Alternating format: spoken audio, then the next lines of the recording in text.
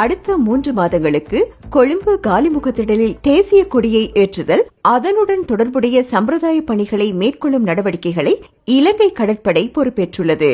மேலும் ஜனாதிபதி மாளிகையில் வைபவ ரீதியாக பாதுகாப்பு கடமைகளையும் இலங்கை கடற்படை அடுத்த 3 மாதங்களுக்கு மேற்கொள்ள உள்ளதாக இலங்கை கடற்படை ஊடகப் பிரிவு தெரிவித்துள்ளது. இந்த சம்பிரதாய நிகழ்ச்சிகள் இலங்கை ராணுவத்தினர், இலங்கை கடற்படையினர், இலங்கை விமானப்படையினர் என ஆண்டுதோறும் சுழற்சி முறையில் மேற்கொள்ளப்பட்டு வருகிறது. இதன் அடிப்படையில் பாதுகாப்பு பணிகளை இலங்கை கடற்படையிடம் ஒப்படைக்கும் பணிகள் கடந்த 2024 டிசம்பர் 31ஆம் திகதியும் ஜனவரி 1ஆம் திகதியும் நடைபெற்றது.